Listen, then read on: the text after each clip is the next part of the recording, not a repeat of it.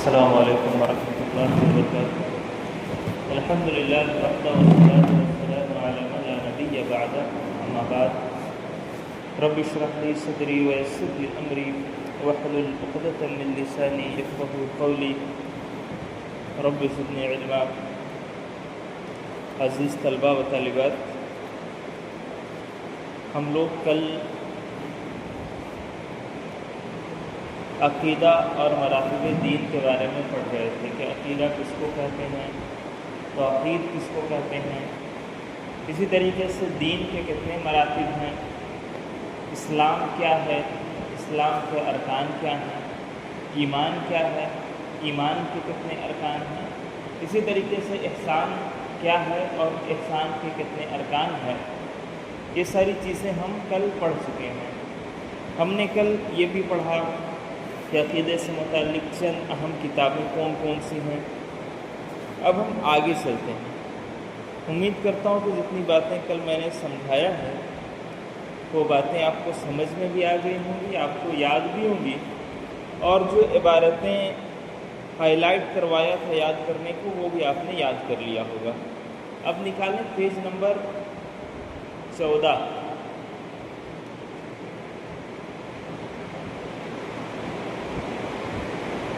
Page number 14 میں ہے باب دوم، ارکان ایمان کے بیان میں۔ ہم لوگوں نے ایمان کے ارکان دیکھے تھے۔ میں نے یہ بتایا تھا کہ اسلام کے جو ارکان ہیں ان کا تعلق ظاہری عبادات سے ہے، یعنی شہادتین ہے، نماز قائم کرنا ہے، زکوٰۃ دینا ہے، رمضان کے روزے رکھنا ہے، حج کرنا ہے۔ یہ عبادات ہیں اور عبادات کی تفصیل یہ فقہی مباحث میں آتے ہیں، اور ہم جو پڑھنے جا رہے ہیں وہ ہے ایمان۔ تو ایمان کے کتنے ارکان تھے؟ ایمان کے کتنے ارکان تھے؟ 6۔ تو ایک ایک رکن کے بارے میں ہم تفصیل سے پڑھیں گے انشاءاللہ۔ سب سے پہلا رکن کیا تھا ایمان کا؟ اللہ تعالیٰ کی ذات پر ایمان لانا، اللہ تعالیٰ پر ایمان لانا۔ یہ دیکھیں، پہلا رکن اللہ پر ایمان۔ سوال نمبر 17 ہے، کتاب دیکھیے۔ اللہ پر ایمان کا کیا معنی ہے؟ اللہ پر ایمان کا کیا معنی ہے؟ جواب ہے، اللہ پر ایمان کا معنی ہے اللہ کے وجود کو تسلیم کرنا، قرآن و سنت میں وارد تمام اعلیٰ صفات سے اسے متصف ماننا، اور ہر قسم کے عیوب سے اسے پاک سمجھنا، ربوبیت، الوہیت اور اسماء و صفات میں اس کی توحید کا اقرار کرنا۔ یہ اس کی پوری تعریف ہے کہ اللہ تعالیٰ پر ایمان لانے کا کیا مطلب ہے۔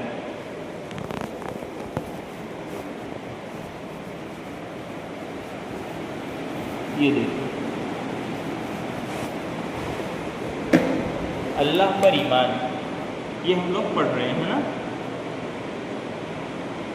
سب سے پہلا کیا ہے؟ اللہ تعالیٰ کے وجود کو ماننا کہ اللہ تعالیٰ موجود ہے۔ اللہ تعالیٰ کی صفات کو ماننا،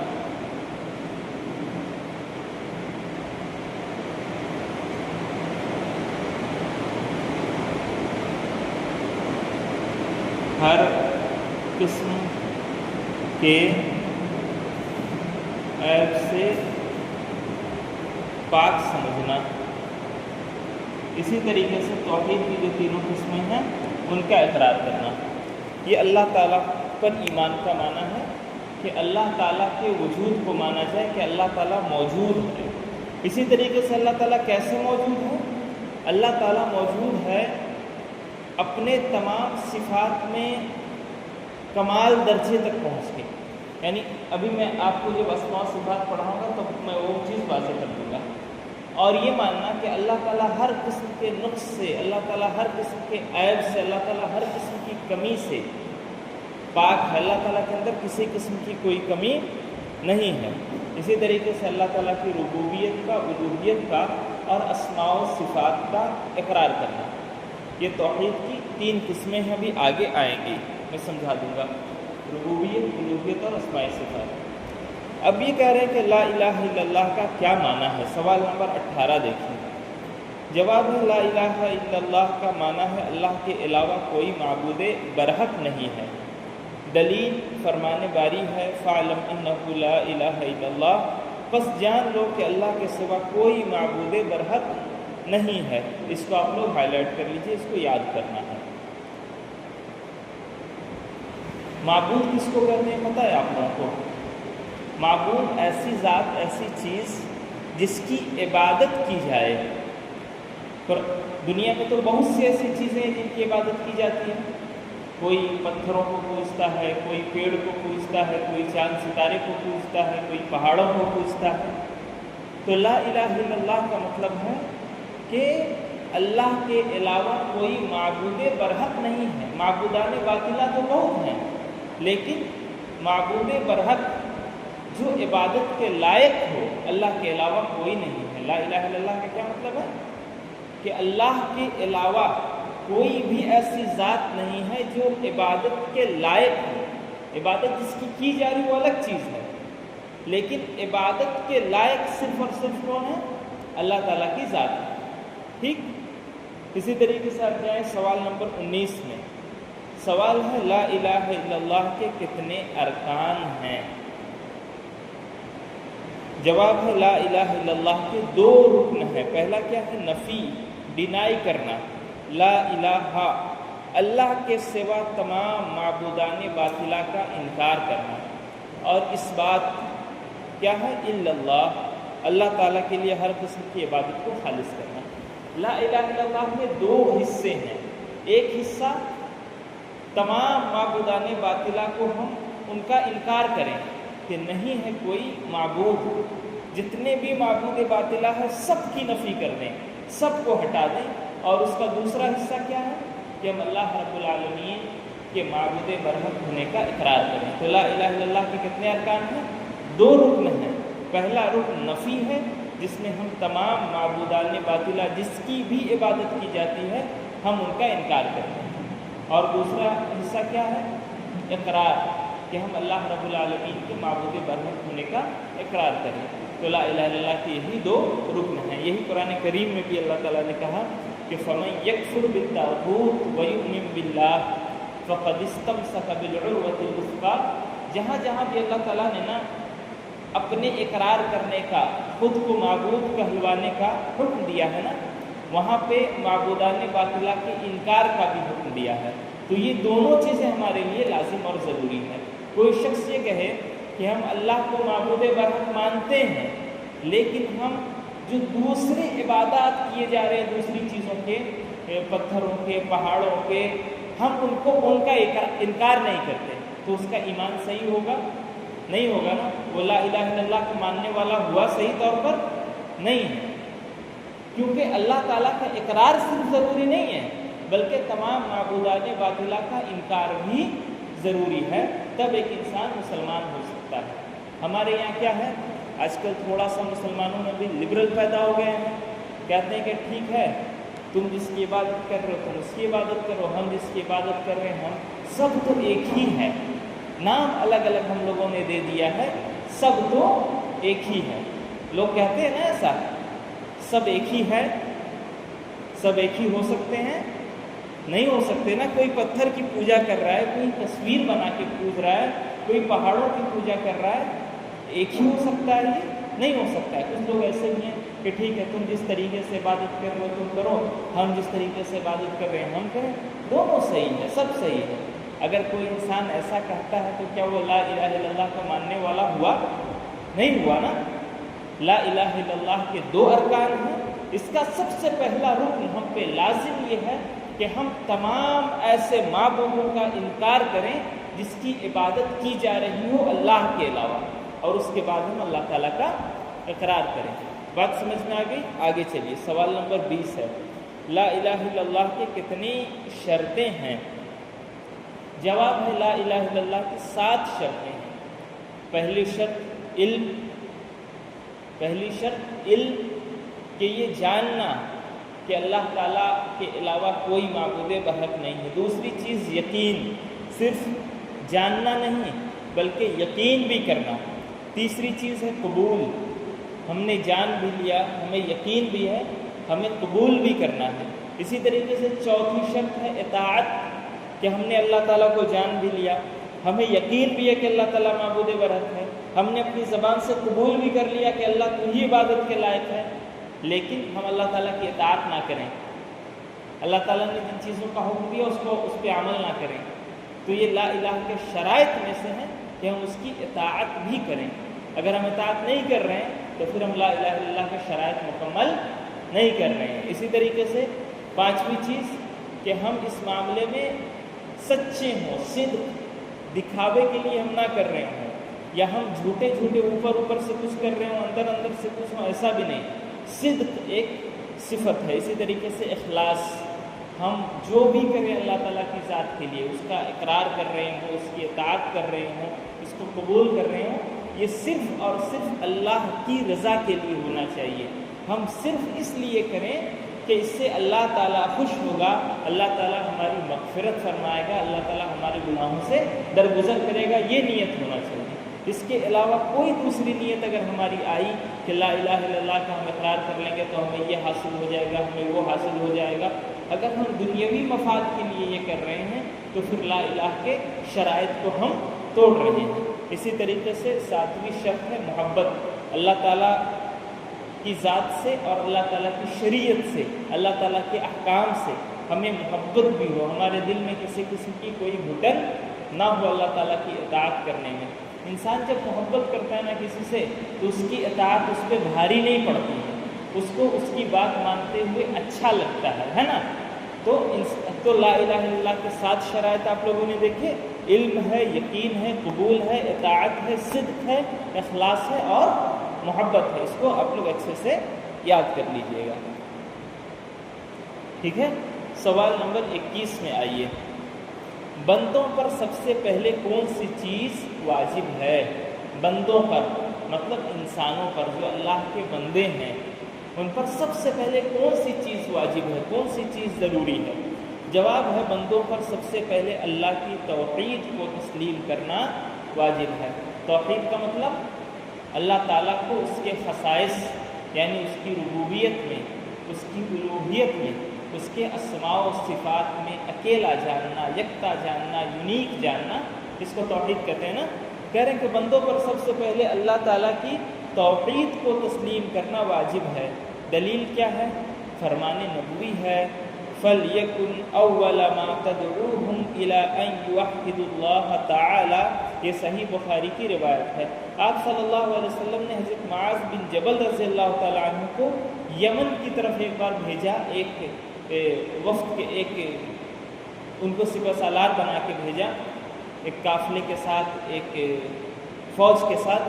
تو اللہ کے نبی صلی اللہ علیہ وسلم نے ان کو حکم دیا کہ تم لوگوں کو سب سے پہلے اللہ کی توحید کی دعوت دینا۔ جب تم یمن کی طرف جا رہے ہو، وہاں تمہارا سامنا لوگوں سے ہوگا، تو تم ان کو سب سے پہلے اس بات کی دعوت دینا کہ وہ معبودان باطلہ کی عبادت چھوڑ کے ایک اللہ کی عبادت کا اقرار کر لیں۔ تو اس سے یہ پتہ چلا کہ بندوں پر سب سے پہلے جو چیز واجب ہے وہ کیا ہے؟ توحید ہے۔ حضرت معاذ بن جبل کو ایسے علاقے کی طرف بھیج رہے تھے جہاں مسلمان نہیں تھے، مشرکین رہے ہوں گے، اہل کتاب رہے ہوں گے، کوئی بھی رہا ہوگا نا۔ تو ان کو حکم دیا کہ وہاں جانا تو سب سے پہلے اس بات کا حکم مت دینا کہ نماز پڑھو، اس بات کا حکم نہیں دینا کہ روزے رکھو، اس بات کا حکم نہیں دینا کہ وعدہ خلافی نہ کرو، وہ تو اس بات کے احکام ہیں۔ انہیں جب جانا سب سے پہلے دعوت دینا تو توحید کی دعوت دینا۔ وہ دعوت کیا ہے؟ کہ اللہ کی عبادت میں وہ کسی کو شریک نہ ٹھہرائیں۔ تو بندوں پر سب سے پہلے کون سی چیز واجب ہے؟ اللہ تعالیٰ کی توحید کو تسلیم کرنا۔ آگے دیکھیں سوال نمبر 22، نوع انسانی کا اصل عقیدہ کیا ہے؟ نوع انسانی کا مطلب انسانوں کا اصل عقیدہ کیا ہے؟ کہہ رہے نوع انسانی کا اصل عقیدہ توحید ہے۔ دلیل فرمان نبوی ہے، اللہ تعالیٰ نے فرمایا وَإِنِّي خَلَقْتُ عِبَادِي حُنَفَاءَ كُلَّهُمْ وَإِنَّهُمْ أَتَتْهُمُ الشَّيَاطِينُ فَاجْتَالَتْهُمْ عَنْ دِينِهِمْ، میں نے اپنے تمام بندوں کو دین توحید پر پیدا کیا، پھر ان کے پاس شیاطین آئے اور انہیں ان کے دین سے پھیر دیا۔ اللہ کے نبی صلی اللہ علیہ وسلم نے اس بات کی خبر دی کہ اللہ تعالیٰ نے اللہ کے نبی صلی اللہ علیہ وسلم کو بتایا کہ ہم نے تمام انسانوں کو دین توحید پر پیدا کیا. تمام انسانوں کا عقیدہ جو تھا وہ توحید کا عقیدہ تھا. پھر شیطان ان کے پاس آیا اور ان کو ان کے دین سے پھیر دیا. کیسے پھیر دیا؟ آپ لوگوں کو پتہ ہے شرک کا آغاز کب ہوا؟ حضرت نوح علیہ السلام کی قوم سے. نوح علیہ السلام سے پہلے کیا ہوا تھا؟ شیطان دھیرے دھیرے گریجولی اس زمانے کے جو لوگ تھے ان کو شرک کی طرف لے کر آیا. پہلے ایک ایسا طبقہ گزرا جس میں نیک لوگ تھے، ان کی وفات ہو گئی تو ان کے بعد والے جو لوگ تھے ان سے عقیدت و محبت رکھتے تھے، ان کو ورغلایا، ان کو سمجھایا کہ دیکھو یہ تمہارے قوم کے اچھے اچھے بزرگ تھے، یہ تو فوت ہو گئے ہیں، تم ان کا تذکرہ کیا کرو، تم ان کو یاد کیا کرو، ان کا ذکر کیا کرو تاکہ تمہارے اندر بھی ایمان رہے ویسے ہی جیسے وہ لوگ تھے. پھر وہ طبقہ گزر گیا تو اگلی نسل کو سمجھایا کہ دیکھو جو تمہارے بڑے تھے وہ اپنے بڑوں سے تو اتنی محبت رکھتے تھے کہ عبادات میں بھی ان کا نام لیتے تھے. ایسے کر کے دھیرے دھیرے پھر انہی کی عبادت کروانے لگا وہ، ہے نا، شیطان. تو اللہ تعالیٰ نے انسانوں کو توحید کے عقیدے پر پیدا کیا تھا، لیکن شیاطین انسانوں کے دلوں میں وسوسے ڈال کے، انسانوں کو ورغلا کے، انسانوں کو بہکا کے ان کو ان کے دین سے پھیر دیا ہے. اب دیکھیں توحید کی دعوت اتنی نیچرل اور اتنی فطری دعوت ہے کہ ایک انسان اس دعوت کو سنتا ہے، سمجھنے کی کوشش کرتا ہے تو یہ بالکل بھی مشکل چیز نہیں ہے. انسان اس کو فوراً سمجھ لیتا ہے. قبول کرنا نہ کرنا یہ بعد کی چیز ہے، لیکن سمجھ میں آنے والی چیز سب سے آسانی سے کیا ہے؟ توحید ہے. اتنے سارے معبودوں کی عبادت ایک طرف اور ایک اللہ کی عبادت ایک طرف، کون سی چیز بہتر ہے؟ آپ لوگوں کو پتہ ہے نا، جب حضرت یوسف علیہ السلام کو جیل میں ڈالا گیا تو وہ اپنے جیل کے ساتھیوں سے جن سے وہ گھل مل گئے تھے، ان سے بات چیت کرتے تھے، انہوں نے اپنے جیل کے ساتھیوں سے گفتگو کے درمیان کہا کہ ارباب متفرق خیر ام اللہ الواحد القہار، کہ اے میرے جیل کے ساتھیوں، یہ چھوٹے چھوٹے بہت سے معبود اچھے ہیں یا ایک اللہ جو سپر پاور ہے، جو کسی کا محتاج نہیں ہے، جس کے اختیار میں ساری چیزیں ہیں، کس کی عبادت زیادہ اچھی ہے؟ بہت سے چھوٹے ایسے معبودوں کی جو خود کمزور ہوں ان کی عبادت زیادہ اچھی، یا ایک واحد اللہ کی عبادت جو واحد القہار ہے، جو اکیلا ہے اور سپر پاور ہے، کس کی عبادت اچھی ہے؟ آپ اس طرح سے اگر باتیں سمجھائیں گے نا تو لوگوں کو باتیں سمجھ میں آتی ہیں. توحید کی دعوت ایک دم دل کو لگنے والی دعوت ہے، یہی انسان کی فطرت میں بھی ہے. اللہ تعالیٰ نے توحید ہی پر انسان کو پیدا کیا ہے، بعد میں انسان نے اپنا دین خراب کر لیا. آگے چلیے، سوال نمبر 23 ہے، سب سے عظیم چیز کیا ہے جس کا اللہ نے حکم دیا ہے، اور سب سے عظیم چیز کیا ہے جس سے اللہ نے روکا ہے؟ کہہ کہ سب سے عظیم چیز جس کا اللہ نے حکم دیا وہ توحید ہے، سب سے عظیم چیز جس سے اللہ نے روکا ہے وہ شرک ہے. آگے بڑھیے، سوال نمبر 24، کلمہ توحید کے اقرار سے کیا مراد ہے؟ کلمہ توحید کے اقرار سے کیا مراد ہے؟ کہہ رہے ہیں کہ کلمہ توحید کے اقرار سے مراد اخلاص کے ساتھ اس بات کی گواہی دینا کہ اللہ کے سوا کوئی معبود برحق نہیں اور محمد صلی اللہ علیہ وسلم اللہ کے رسول ہیں. اخلاص کے ساتھ یعنی خالص اللہ کے لیے، کسی بھی دکھاوے کے لیے نہیں، صرف اللہ کی رضامندی کے لیے اس بات کی گواہی دینا کہ اللہ کے سوا کوئی معبود برحق نہیں ہے اور محمد صلی اللہ علیہ وسلم اللہ کے رسول ہیں. آگے چلیے، یہ سب آسان چیزیں ہیں. سوال نمبر 25، محمد صلی اللہ علیہ وسلم کی رسالت کی گواہی کا کیا مطلب ہے؟ اللہ تعالیٰ کی گواہی کا مطلب تو یہ سمجھ میں آ گیا نا کہ تمام معبودوں کا انکار کرنا ہے اور اللہ کا اقرار کرنا ہے. اور جب ہم محمد رسول اللہ کہتے ہیں اس کا کیا مطلب ہے؟ کہہ رہے ہیں کہ اس کا مطلب یہ ہے کہ بندہ دل اور زبان سے اس بات کا اقرار کرے کہ محمد صلی اللہ علیہ وسلم اللہ کے بندے اور اس کے سچے رسول ہیں.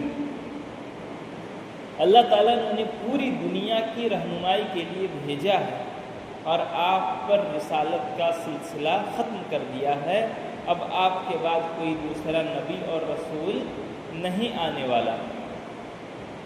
کیا کیا ہے؟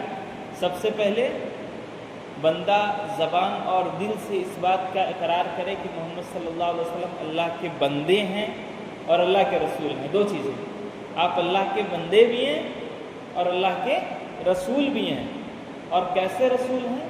کہ اللہ تعالیٰ نے آپ کو پوری کائنات کے لیے، پوری دنیا کے لیے، رہتی دنیا تک نبی بنا کے بھیجا ہے۔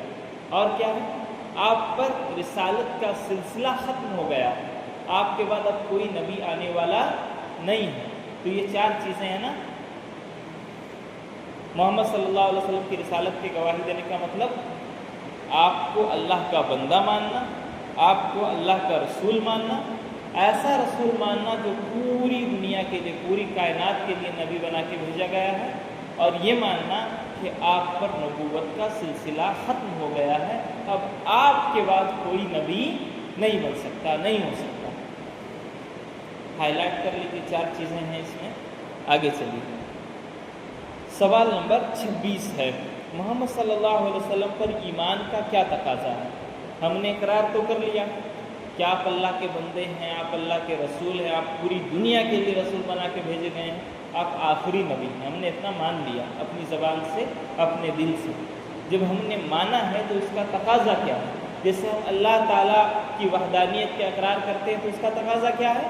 کہ ہم صرف اور صرف اسی کی عبادت کریں، اس کے علاوہ تمام معبودوں سے منہ پھیر لیں۔ تو جب ہم محمد صلی اللہ علیہ وسلم کی رسالت کا اقرار کر رہے ہیں تو اس کا تقاضا کیا ہے؟ اس کا تقاضا یہ ہے کہ محمد صلی اللہ علیہ وسلم پر ایمان کا تقاضا ہے کہ ہم ان کی بتائی ہوئی چیزوں کی تصدیق کریں۔ تصدیق کا مطلب اللہ کے نبی صلی اللہ علیہ وسلم نے ہمیں جن چیزوں کی خبر دی ہے ہم انہیں سچ جانیں، ہم انہیں حق جانیں۔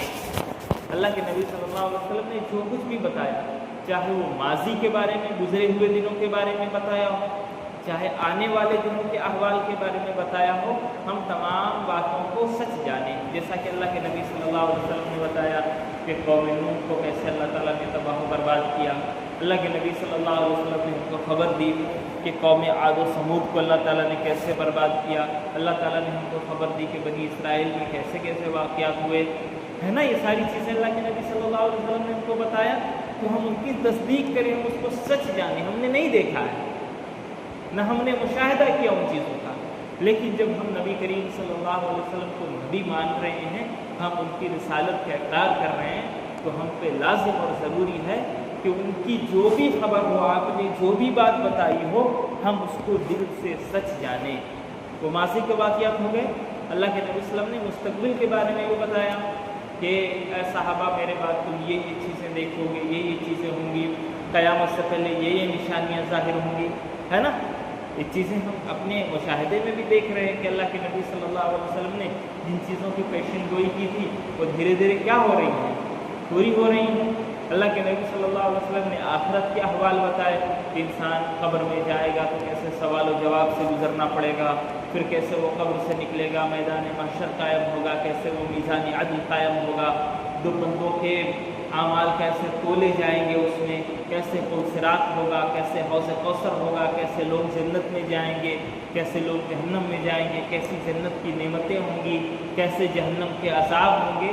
یہ سب کیا ہے؟ اللہ کے نبی صلی اللہ علیہ وسلم کی بتائی ہوئی خبریں ہیں۔ اللہ کے نبی صلی اللہ علیہ وسلم پر ایمان لانے کا تقاضا یہ ہے کہ آپ نے ہمیں جن چیزوں کی خبر دی ہے، جو چیزیں بھی آپ نے ہم کو بتائی ہیں، ہم اس کو سچ جانیں، ہم اس کی تصدیق کریں، اور کیا ہے؟ ان کے حکموں کی اطاعت کریں۔ آپ صلی اللہ علیہ وسلم نے صرف باتیں تو نہیں بتائیں، ہمیں چند چیزوں کے کرنے کا اور چند چیزوں کے نہ کرنے کا بھی حکم دیا ہے۔ تو جن چیزوں کے کرنے کا حکم دیا ہم اس پر عمل کریں، اللہ کے نبی صلی اللہ علیہ وسلم کی اطاعت کریں، اور اللہ کے نبی صلی اللہ علیہ وسلم نے ہمیں جن چیزوں سے روکا ہے ہم اس سے رک جائیں، اور جب ہم اللہ تعالیٰ کی عبادت کریں تو صرف اور صرف اس طریقے کے مطابق کریں جیسا اللہ کے نبی صلی اللہ علیہ وسلم نے ہم کو سکھایا ہے۔ بات سمجھ میں آ گئی؟ کیا کیا سمجھا؟ کہ اللہ کے نبی صلی اللہ علیہ وسلم کی رسالت کے اقرار کرنے کا تقاضا کیا ہے کہ آپ نے جو باتیں بھی بتائی ہیں ہم اس کی تصدیق کریں، ہم اس کو سچ جانیں، جن چیزوں کا حکم دیا ہے اس پر عمل کریں، جن چیزوں سے روکا ہے اس سے رک جائیں، اور جب ہم اللہ کی عبادت کریں تو صرف اور صرف اسی طریقے کے مطابق کریں جو اللہ کے نبی صلی اللہ علیہ وسلم نے ہمیں سکھایا ہے، جیسا اللہ کے نبی صلی اللہ علیہ وسلم نے اللہ کی عبادت کی ہے۔ بات سمجھ میں آ گئی؟ رسالت کے اقرار کا کیا کیا تقاضا ہے؟ آگے چلیے، سوال نمبر 27 دیکھیے، لا الہ الا اللہ محمد رسول اللہ کی گواہی دینے کا کیا فائدہ ہے؟ ایک انسان اگر یہ بات اپنی زبان سے اپنے دل سے کہتا ہو کہ لا الہ الا اللہ محمد رسول اللہ، کہ نہیں ہے کوئی معبود سوائے اللہ کے، تمام معبودات باطلہ کا وہ انکار کر رہا ہے، اللہ کے واحد اللہ کے ایک ہونے کا وہ اقرار کر رہا ہے، اور نبی کریم صلی اللہ علیہ وسلم کے نبی ہونے کا اقرار کر رہا ہے کہ اللہ کے نبی نے جو باتیں ہم کو بتائی ہیں وہ سچ ہے، ہم آپ کی بات مانیں گے، آپ کی منع کردہ چیزوں سے رک جائیں گے، عبادت آپ ہی کے طریقے کے مطابق کریں گے۔ اتنا ایک انسان اگر کر رہا ہے تو اس کا کیا فائدہ ہے؟ کہہ رہے ہیں کہ اس کلمے کی گواہی دینے کا فائدہ یہ ہے کہ اس کے مطابق عمل کرنے سے بندے کو جہنم سے نجات اور جنت میں داخلہ ملتا ہے۔ کہہ رہے ہیں کہ اس کلمے کا اقرار کسی نے کر لیا تو اس پر عمل کرنے سے انسان کو کیا ہوتا ہے؟ جہنم سے نجات ملتی ہے، جنت میں داخلہ ملتا ہے۔ تو یہ اس کلمے کا فائدہ یہ ہے، اس کلمے کے اقرار کا۔ صرف زبان سے کوئی کہہ دے کہ لا الہ الا اللہ محمد رسول اللہ تو اس کو اس کا فائدہ مل جائے گا؟ مل جائے گا؟ مان لیجیے کہ غیر مسلم ہے، اس نے کہہ دیا کہ لا الہ الا اللہ محمد رسول اللہ، تو اس کو فائدہ ملے گا اس کا؟ نہیں نا، اس کے تقاضوں کو پورا کرنا ضروری ہے نا۔ وہ لا الہ الا اللہ بھی کہہ رہا ہے، مورتی کے سامنے لے تو کیا نام ہے، اگربتی بھی جلا رہا ہے، ناریل بھی پھوڑ رہا ہے، کیلا بھی چڑھا رہا ہے، محمد رسول اللہ بھی کہہ رہا ہے، اور اللہ کے نبی صلی اللہ علیہ وسلم کی باتوں کے خلاف ورزی بھی کر رہا ہے، جنت میں چلا جائے گا وہ؟ نہیں۔ توحید کا اقرار زبان سے کرنا ہے اور اس کے تقاضوں کو اپنے عمل سے پورا کرنا ہے۔ لا الہ الا اللہ اگر ہم نے کہہ دیا تو پھر تمام معبودان باطلہ سے ہمیں منہ پھیرنا ہے۔ محمد رسول اللہ ہم نے کہہ دیا تو نبی کی بات آ جائے تو سب کی بات ہمیں ٹھکرا دینی ہے۔ بات سمجھ میں آئی؟ جب انسان یہ کرے گا تب اس کو جنت میں داخلہ ملے گا، تب وہ جہنم سے نجات پائے گا۔ دلیل کیا ہے؟ فرمان نبوی ہے، من شہد ان لا الہ الا اللہ وان محمد رسول اللہ حرم اللہ علیہ النار، کے صحیح مسلم کی روایت ہے۔ اللہ کے نبی صلی اللہ علیہ وسلم نے فرمایا، جس نے گواہی دی کہ اللہ کے سوا کوئی معبود برحق نہیں اور محمد صلی اللہ علیہ وسلم اللہ کے رسول ہیں، تو اللہ تعالیٰ نے اس کے اوپر جہنم کو حرام کر دیا۔ اس کو آپ لوگ ہائی لائٹ کر لیں، اس کو یاد کرنا ہے، آسان دے رہا ہوں یاد کرنا، کچھ نہیں ہے اس میں۔ من شہیدہ یاد کرنا ہے آخر میں، اور لاسٹ میں حرم اللہ علیہ النار، بیچ میں لا الہ الا اللہ محمد رسول اللہ ہے۔ دیکھنے میں بڑا لگ رہا ہے ہی نہیں بڑا، ٹھیک؟ آگے دیکھیں، دوسری دلیل ہے، اللہ کے نبی صلی اللہ علیہ وسلم نے فرمایا، ما من عبد قال لا الہ الا اللہ ثم مات علی ذلک الا دخل الجنہ، جس بندے نے بھی لا الہ الا اللہ یعنی کلمہ توحید کا اقرار کیا، پھر اسی پر اس کی موت ہوئی تو وہ جنت میں داخل ہوگا۔ یہ یاد مت کیجیے گا، ٹھیک؟ یہ مت کیجیے گا یاد، ہائی لائٹ مت کیجیے۔ آگے چلیے، زیادہ میں یاد نہیں کروا رہا ہوں، تھوڑا تھوڑا آپ لوگ یاد کیجیے نا۔ آگے چلیے، اللہ تعالیٰ نے انسانوں اور جنوں کو کیوں پیدا کیا؟ سوال نمبر 28 ہے۔ اللہ تعالیٰ نے انسانوں اور جنوں کو صرف اور صرف اپنی عبادت کے لیے پیدا کیا ہے، صرف اور صرف اپنی عبادت کے لیے پیدا کیا ہے۔ دلیل کیا ہے؟ دلیل ہے فرمان باری تعالیٰ ہے، وَمَا خَلَقْتُ الْجِنَّ وَالْإِنسَ إِلَّا لِيَعْبُدُونَ، کہ ہم نے انسانوں اور جناتوں کو محض اس لیے پیدا کیا کہ وہ صرف میری عبادت کریں۔ اس کو ہائی لائٹ کیجیے، اس کو یاد کرنا ہے۔ یاد کرنا کیا، یہ تو یاد ہے آپ لوگوں سے زیادہ تر لوگوں کو، ہے نا؟ کتنی بار سنے ہیں وَمَا خَلَقْتُ الْجِنَّ وَالْإِنسَ إِلَّا لِيَعْبُدُونَ، سب کو یاد ہے، تو اس کو ہائی لائٹ کر لیجیے۔ آگے چلیے، توحید کی اہمیت کیا ہے؟ کہہ رہے ہیں کہ توحید کی اہمیت مندرجہ ذیل چیزوں سے واضح ہوتی ہے۔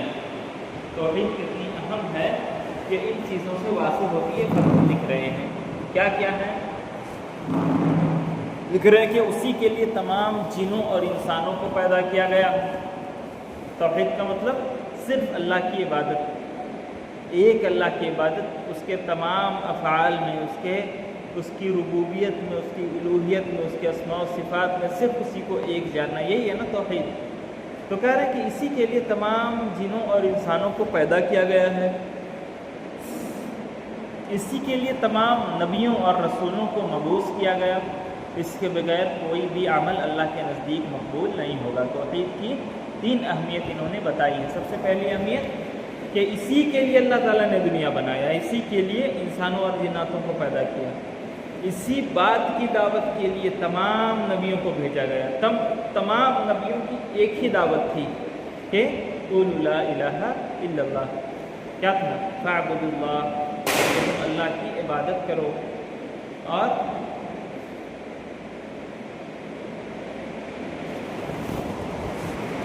کیا ہو گیا؟ کرسی ٹوٹ گئی، چینج کر لیجیے، دیکھ کے بیٹھیے، کچھ کرسیاں نا سچ میں ٹوٹی ہوئی ہیں، ادھر ادھر بھی گئی ہیں نا کرسیاں۔ خیر، تو اللہ تعالیٰ نے اسی کے لیے تمام جنوں کو اور انسانوں کو پیدا کیا ہے، اسی کے لیے تمام نبیوں کو اللہ تعالیٰ نے بھیجا ہے، اور اس کے بغیر کوئی بھی عمل اللہ کے یہاں قبول نہیں ہوگا۔ یہ 3 اہمیت ہے توحید کی، ٹھیک؟ اس کو یاد کر لیجیے گا۔ توحید کی کیا فضیلت ہے؟ توحید کی فضیلت درج ذیل ہے، اہمیت الگ ہے، فضیلت الگ ہے۔ کنفیوز مت ہوئیے گا جب سوال بنے گا کہ توحید کی اہمیت کیا ہے، توحید کی فضیلت کیا ہے۔ فضیلت کیا ہے؟ توحید کی فضیلت یہ ہے کہ یہ جنت کی کنجی ہے۔ کنجی کہتے ہیں چابی کو، یہ جنت کی چابی ہے۔ جب یہ نہیں رہے گا تو جنت میں انسان نہیں جا سکتا۔ آگے کیا ہے؟ یہ گناہوں کا کفارہ ہے کہ ایک انسان گناہ کرے لیکن وہ اللہ کی ذات میں کسی کو شریک نہ ٹھہرائے، تو اللہ تعالیٰ صرف توحید کی برکت سے اس کی گناہوں کو کیا کر سکتا ہے؟ معاف کر سکتا ہے۔ لیکن توحید نہ ہو تو پھر انسان پھنس جائے گا نا سب طرف سے، گناہوں کا عذاب بھی اس کو ملے گا، اور توحید نہ ہونے کا، شرک کا عذاب بھی اس کو ملنا ہے۔ شرک تو اللہ تعالیٰ کبھی معاف نہیں کرے گا۔ تو توحید کی برکت یہ ہے کہ انسان اگر گناہ کر بھی لے، اہل توحید ہو، تو اللہ تعالیٰ کی مشیت پر ہے کہ اللہ تعالیٰ چاہے گا تو توحید کی وجہ سے اس کی گناہوں کو معاف کر دے گا۔ اسی طریقے سے کیا ہے؟ یہ عذاب الہی سے نجات کا ذریعہ ہے۔ اگر اللہ تعالیٰ نے اس کی گناہوں پر اس کی گرفت کر بھی لی، اس کو عذاب بھی دیا، تو پھر اس کے بعد اس عذاب سے اس کو نجات بھی دے دے گا، اسی توحید کی برکت کی وجہ سے۔ مسلم شریف کی غالباً مشہور روایت ہے نا کہ اللہ تعالیٰ کچھ لوگ جہنم میں ہوں گے جو اہل توحید میں سے ہوں گے، جو مسلمان ہوں گے دنیا میں، اور اپنی گناہوں کی وجہ سے وہ کہاں رہیں گے؟ جہنم میں رہیں گے، جل رہے ہوں گے۔ تو جہنم میں ساتھ میں جلنے والے جو کفار ہوں گے ان کو کہیں گے تم تو دنیا میں اللہ اللہ کرتے تھے، اللہ کی عبادت کی بات کرتے تھے، تم بھی تو یہیں پہ ہو ہم لوگوں کے ساتھ، عبادت تو تم اللہ کی کرتے تھے، گناہ ہوا الگ چیز ہے، یہ لوگ تو مسلمان تھے نا دنیا میں، آ کے ہم ہی لوگ کے ساتھ چل رہے ہوں۔ اللہ تعالیٰ کہے گا کہ جہنم سے اپنے ان تمام بندوں کو نکال لو جس کے دل میں ذرہ برابر بھی ایمان تھا، جو توحید کے اقرار کرنے والا تھا، سب کو جہنم سے نکال لو، تو تمام وہ کیا ہوں گے؟ جہنم سے نکال لیے جائیں گے۔ یہ کیا ہے؟ توحید کی برکت ہے، توحید کی فضیلت ہے کہ توحید پر اگر ایک انسان قائم ہے تو وہ کبھی ہمیشہ ہمیشہ کے لیے جہنم میں نہیں رہ سکتا۔ اللہ تعالیٰ اس کو ایک نہ ایک دن ضرور جہنم سے نجات دے گا، ہے نا۔ اسی طریقے سے غالباً مسند احمد کی بھی روایت ہے کہ کچھ اہل توحید میں سے لوگ جہنم میں ہوں گے، جل کے کوئلے کی مانند ہو جائیں گے، پھر اللہ تعالیٰ ان کو جہنم سے نکالے گا اور وہ جنت کے دروازے پر آ کے کھڑے ہوں گے، اور اہل جنت ان پہ جنت کے پانیوں سے بوچھار کریں گے تو وہ پھر تر و تازہ ہو جائیں گے، اور پھر اللہ تعالیٰ ان کو بھی جنت میں داخل کر دے گا۔ لیکن اس کا ہرگز یہ مطلب نہیں ہے کہ ہم توحید کو ماننے والے ہو گئے اب من مانی چاہے جتنا چاہے گناہ کریں گے، ایسا بھی نہیں ہے نا۔ ایک گناہ کرنا ہوتا ہے، اور ایک گناہ کا ہو جانا ہوتا ہے، دونوں میں فرق ہے نا؟ جان بوجھ کے اگر کوئی انسان گناہ کر، انسان کو یہ سوچنا چاہیے ٹھیک ہے اہل توحید ہمیشہ جہنم میں نہیں رہیں گے، لیکن جہنم میں ایک پل بھی رہنا آسان ہے؟ آسان ہے نہیں ہے نا؟ تو اللہ تعالیٰ ہم کو اس سے محفوظ رکھے۔ تو انسان اس چکر میں نہ پڑے کہ ہم تو مسلمان ہیں، ہم تو توحید کو ماننے والے ہیں، اب جو چاہیں ہم گناہ کریں گے، آخر تو ہماری نجات ہونی ہی ہے۔ ایسا نہیں ہونا چاہیے۔ بات سمجھ میں آ رہی ہے نا؟ تو توحید کی اہمیت آپ لوگوں نے دیکھا، توحید کی فضیلت آپ لوگوں نے دیکھ لی۔ آگے چلیے، توحید کی کتنی قسمیں ہیں؟ ابھی بار بار یہاں گزر رہا تھا نا، ربوبیت، الوہیت اور اسماء و صفات۔ اب آیا وہ کریں کہ توحید کی کتنی قسمیں ہیں؟ توحید کی 3 قسمیں ہیں۔ پہلی کیا ہے؟ توحید ربوبیت، دوسری کیا ہے؟ توحید الوہیت، اور تیسری ہے توحید اسماء و صفات۔ اب میں ایک ایک کر کے آپ لوگوں کو سمجھا رہا ہوں۔ بلیک بورڈ میں پڑھاؤں یا ایسی ہی بات سمجھ میں آ رہی ہے؟ بلیک بورڈ میں سمجھاؤں یا ایسی ہی بات سمجھ میں آ رہی ہے؟ ایسے ہی سمجھ میں آ رہی ہے نا؟ ٹھیک ہے، ایسے ہی سمجھ میں آ رہی ہے، اور ٹائم بچے گا، ہم لوگ زیادہ پڑھ لیں گے انشاءاللہ۔ دیکھیں، توحید کی 3 قسمیں: توحید ربوبیت، توحید الوہیت، توحید اسماء و صفات۔ تینوں یہاں پہ ذکر ہیں، آپ کو یہ یاد کرنا ہے۔ اب الگ الگ میں بتا رہا ہوں کیا کیا کریں کہ توحید ربوبیت کا کیا مطلب ہے؟ کریں کہ اس کا مطلب یہ ہے کہ اللہ تعالیٰ کو اس کے تمام افعال میں ایک ماننا، وہی اکیلا تمام کائنات کا خالق، مالک، رازق اور مدبر ہے، اس کا کوئی شریک نہیں۔ دلیل کیا ہے؟ فرمان باری ہے، الا لہ الخلق والامر تبارک اللہ رب العالمین، کہ سنو تمام مخلوق اسی کی ہے اور حکم بھی اسی کا ہے، وہ اللہ رب العالمین بڑی برکت والا ہے۔ کہہ رہے ہیں کہ توحید ربوبیت، ربوبیت کا مطلب کہ اللہ تعالیٰ کو رب ماننا، اللہ تعالیٰ کو رب ماننے والی توحید۔ اور رب کس کو کہتے ہیں؟ کوئی بتائے گا رب کس کو کہتے ہیں؟ 4 چیزیں اس میں ہوتی ہیں۔ میں کم سے کم، جو دورہ شریعہ کے اسٹوڈنٹ ہیں، میں نے کم سے کم 20 بار بتایا ہوگا، لیکن چونکہ وہ کوئز نہیں تھا نا تو یاد نہیں ہوا ہوگا، ابھی یاد ہو جائے گا۔ رب کس کو کہتے ہیں؟ کس کو کہتے ہیں رب؟ کتنی چیزیں ہیں یہ بتا دیجیے رب میں؟ ماشاء اللہ، 4 چیزیں۔ کیا ہے؟ رب وہ ہے جو خالق ہو۔ خالق کا مطلب کریٹر، بنانے والا، پیدا کرنے والا، تخلیق دینے والا، ڈیزائن کرنے والا پوری یونیورس کا، ٹھیک؟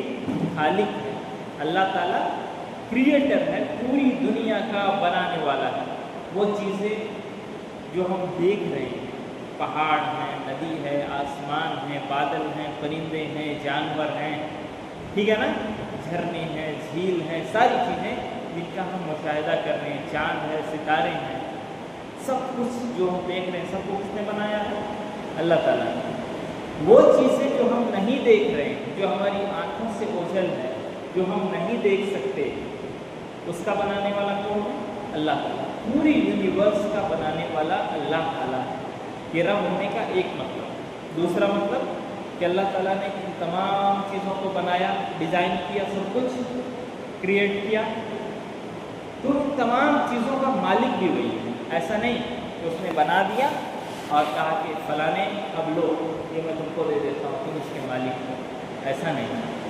وہ اس کا مالک بھی ہے۔ رب ہونے کا دوسرا مطلب وہ کریٹر ہے، وہ آنر ہے، وہ مالک ہے۔ اسی طریقے سے وہ رازق بھی ہے۔ ایسا نہیں کہ اس نے سب کچھ بنا دیا، ملکیت بھی اپنے پاس رکھی اور کھلانے پلانے کی ذمہ داری کسی اور کو دے دی، ایسا نہیں۔ رازق بھی وہی ہے، پرووائڈر بھی وہی ہے، چیزیں پرووائڈ کرنے والا، ہمارے کھانے کا بندوبست کرنے والا، یہ ساری یہ کس کے ذمہ ہے؟ یہ اللہ تعالیٰ کے ذمہ ہے۔ ایسا نہیں کہ ہم نے بنا دیا، میری ملکیت بھی میرے پاس ہے اور خواجہ غریب نواز، اب آپ نوازیں گے لوگوں کو، یہ کام آپ کیجیے، ایسا نہیں ہے۔ اللہ تعالیٰ رازق بھی ہے، رزق دینا بھی اللہ کے ہاتھ میں ہے۔ اللہ کے علاوہ کوئی رزق دے سکتا ہے؟ نہیں دے سکتا۔ جو بد عقیدہ لوگ ہیں ان کے یہاں یہ چیز ہے نا کہ ہم تو فلانے مزار میں گئے، حاجی علی میں گئے تو میرا یہ کام بن گیا، ہم اجمیر شریف پہ چادر چڑھا کے آئے تو ہم وہاں ایسے ہو گئے، یہ کام میرا بن گیا، ہے نا؟ ایسے بدعقیدہ وہ لوگ یہ تصور کرتے ہیں تو گویا رزق دینے والی ذات اللہ کے علاوہ یہ بھی ہیں۔ ایسا ہرگز نہیں ہے۔ اگر یہ عقیدہ انسان رکھ لے کہ ہم فلاں جگہ گئے اور ہم کو اس کی وجہ سے رزق مل گیا، تو پھر غیر مسلموں کا بھی تو یہی عقیدہ ہے نا کہ ہم فلاں مندر میں گئے، وہاں چادر چڑھائے، وہاں ناریل ہم نے چڑھایا تو ہم کو یہ مل گیا، تو اس کو بھی آپ صحیح کریں گے؟ نہیں ٹھہرائیں گے نا۔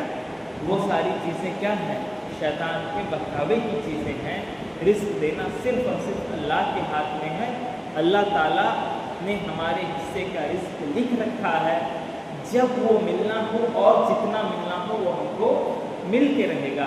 تو اللہ تعالیٰ ہی پرووائڈر ہے، اللہ تعالیٰ ہی رزق دینے والا ہے۔ یہ رب ہونے کا تیسرا مطلب ہے۔ چوتھا، اللہ تعالیٰ مدبر ہے۔ اللہ تعالیٰ کیا ہے؟ پلانر ہے۔ اللہ تعالیٰ کنٹرولر ہے۔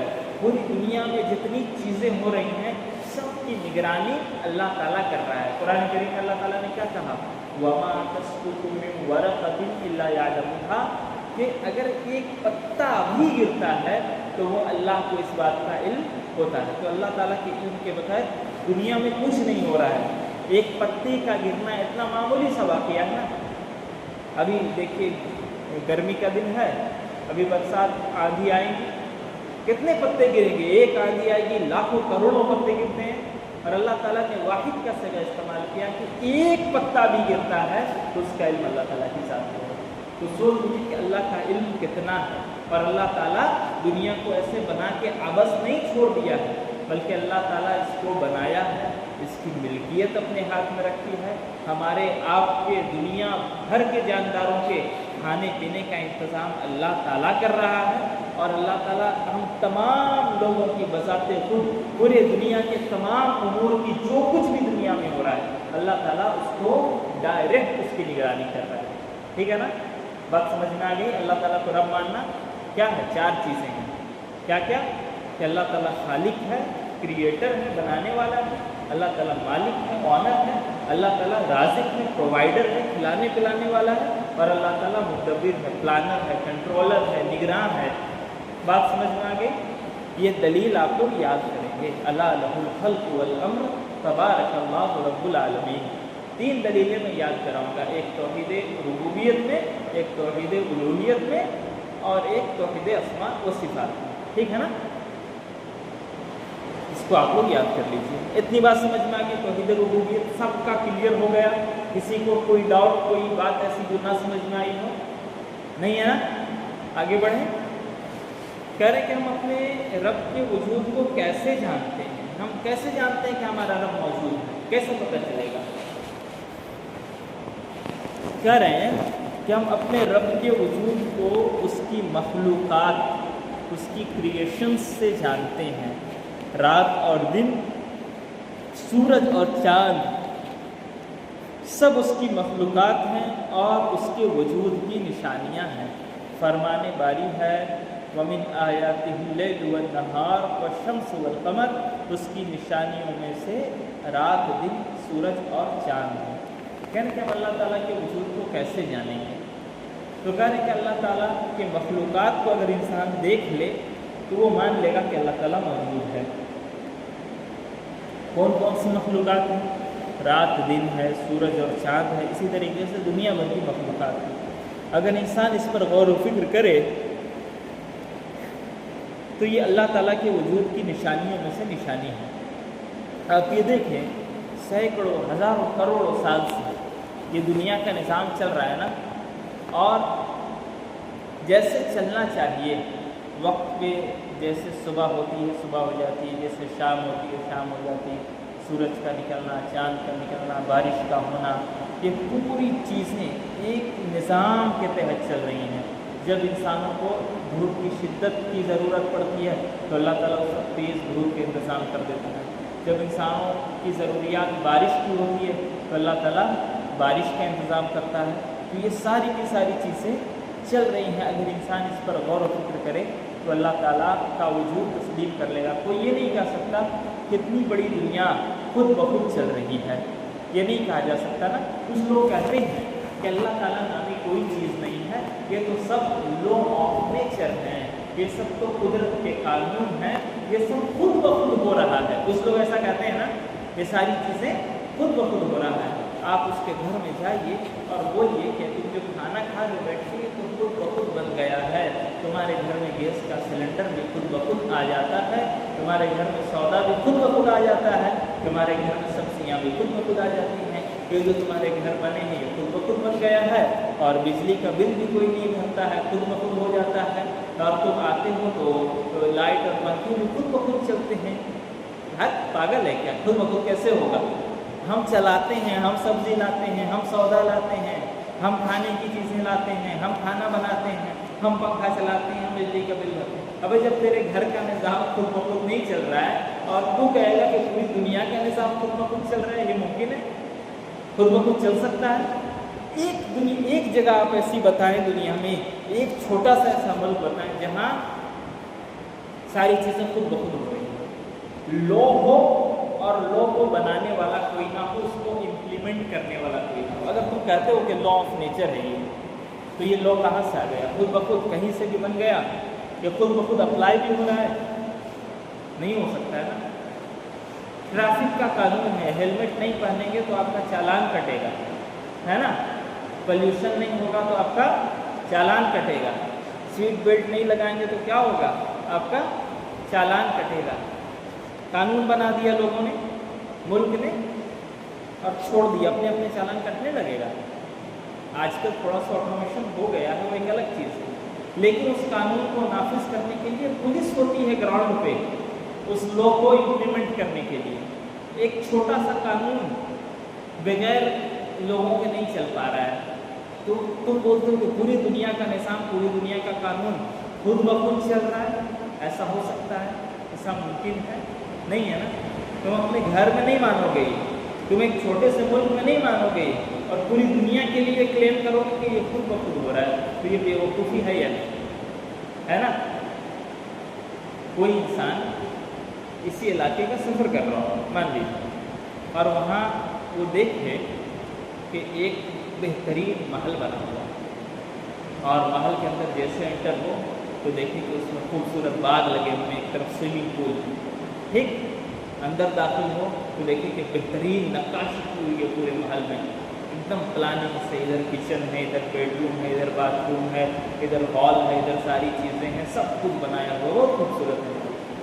پھر اس سے یہ کہا جائے کہ یہ جو محل تم نے دیکھا نا ابھی، یہ حوادث زمانہ خود بخود یہ بن گیا۔ ایک بار ایسا ہوا کہ اس علاقے میں زور سے زلزلہ آیا، اور یہ سامنے والی جو پہاڑی ہے نا، اس پہاڑی سے پتھر ٹوٹے، اور پتھر ایک دم شیپ سے ٹوٹے، ایسے بن گئے یہاں پہ آ کے اپنے اپنے خود بخود، جس سے روم بھی بن گیا، جس سے نقش نگار بھی بن گئے، جس سے سوئمنگ پول بھی بن گیا۔ بس ایک زلزلہ آیا تھا اور بغل والی پہاڑی ٹوٹ کے ایسا ہو گیا۔ پھر یہ ہوا کہ سامنے میں ریگستان ہے، ایک بار طوفان آیا تو تیز ہوائیں چلی اور سارے پتھروں پر پلاسٹر ہو گیا اور اس میں ڈیزائن بن گیا، اور آسمان سے بارش ہوئی، سوئمنگ پول میں پانی بھر گئے، جو دیکھو اس کو کسی نے بنایا نہیں ہے، خود بخود بن گیا، کچھ عرصے میں بن گیا تھا خود بخود۔ مانے گا؟ ایک گھر نہیں بن سکتا خود بخود، اور تم کہتے ہو پوری دنیا خود بخود، مذاق چل رہا ہے۔ تو اللہ تعالیٰ کو ہم کیسے مانتے ہیں؟ اللہ تعالیٰ کی مخلوقات کا جب ہم مشاہدہ کرتے ہیں، دنیا کو ہم دیکھتے ہیں کہ کتنے سٹیک، کتنے بہترین انداز سے یہ پوری دنیا چل رہی ہے، تو ہم کو پتہ چلتا ہے کہ یہ خود بخود نہیں ہے، اس کو بنانے والی کوئی ذات ہے جو اس کو بنا کے اس کی نگرانی کر رہی ہے، تب یہ دنیا چل رہی ہے۔ بات سمجھ میں آ گئی؟ اللہ تعالیٰ کو ہم کیسے پہچانتے ہیں؟ اس کی مخلوقات سے، اس کی کریشن سے، اور اس کی کریشن کیا ہے؟ دن ہے، رات ہے، تمام مخلوقات ہیں۔ ہم جب ان کا مشاہدہ کرتے ہیں تو ہم کو پتہ چلتا ہے کہ اللہ تعالیٰ موجود ہے۔ اسی طریقے سے آگے بڑھیں، توحید الوہیت کا کیا مطلب ہے؟ توحید الوہیت کا مطلب ہے کہ صرف اللہ تعالیٰ ہی معبود برحق، اللہ تعالیٰ ہی کو معبود برحق ماننا، اور تمام عبادات کو صرف اسی کے لیے خالص کرنا، جیسے نماز، روزہ اور دعا۔ جب اللہ تعالیٰ ہی تمام چیزوں کا پیدا کرنے والا، تمام چیزوں کا مالک، تمام لوگوں کی ضروریات کی تکمیل کرنے والا، اور کیا تمام چیزوں کی نگرانی کرنے والا ہے، جب اللہ تعالیٰ تنے تنہا یہ سب ہے تو عبادت کس کی ہونی چاہیے؟ صرف اسی کی ہونی چاہیے، اس کے علاوہ کسی اور کی ہونی چاہیے عبادت نہیں ہونی چاہیے نا۔ جب ہم توحید ربوبیت کو اچھے سے سمجھ لیں گے تو توحید الوہیت ہم کو خود بخود سمجھ میں آ جائے گی۔ کیا ہے توحید الوہیت کا مطلب یہ ہے کہ صرف اللہ کو معبود برحق ماننا اور تمام عبادات صرف اسی کے لیے کرنا۔ یہ ماننا کہ جب اللہ تعالیٰ ہی تمام چیزوں کا خالق، مالک، رازق اور مدبر ہے تو عبادت کے لائق بھی صرف اور صرف وہی ہے، اس کی عبادت میں کوئی شریک نہیں ہو سکتا۔ اس کو توحید الوہیت کہتے ہیں، اور اس کا دوسرا نام توحید عبادت نہیں ہے۔ ٹھیک ہے نا؟ سوال مان لیجیے آ گیا کہ توحید عبادت کا دوسرا نام کیا ہے؟ کیا سوال الٹ کیا گیا کہ توحید الوہیت کا دوسرا نام کیا ہے؟ تو کیا ہے؟ توحید عبادت۔ دلیل کیا ہے؟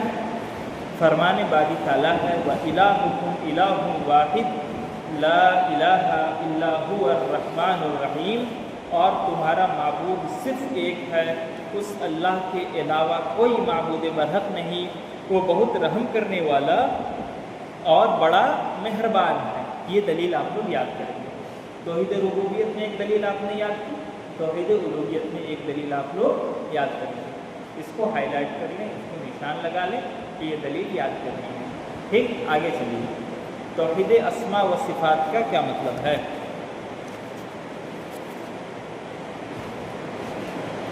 تو اللہ تعالیٰ کی ربوبیت آپ نے سمجھ لی، اللہ تعالیٰ کی الوہیت آپ نے سمجھ لی، توحید عبادت جس کو کہتے ہیں۔ اسماء و صفات، اسماء کہتے ہیں ناموں کو اور صفات کہتے ہیں ایٹریبیوٹس کو۔ اللہ تعالیٰ کے اندر اللہ تعالیٰ کے کچھ نام ہیں، اللہ تعالیٰ کے کچھ ایٹریبیوٹس کیا کیا ہیں، اب ہم دیکھیں گے۔ آگے چلیے۔ جن اچھے ناموں اور بلند صفات کو اللہ تعالیٰ نے اپنے لیے ثابت کیا ہے یا اس کے لیے رسول نے ثابت کیا ہے، ان کو بغیر کسی تحریف، تعطیل، تکییف اور تمثیل کے اللہ کے لیے اس طرح ثابت کرنا جو اس کے شایان شان ہو، اور ان تمام چیزوں کی نفی کرنا جن کی اللہ اور اس کے رسول نے نفی کی ہے۔ دلیل کیا ہے؟ فرمان باری تعالیٰ ہے وَلِلَّهِ الْأَسْمَاءُ الْحُسْنَىٰ فَادْعُوهُ بِهَا، اور اللہ کے اچھے اچھے نام ہیں تو تم انہی ناموں سے اسے پکارو۔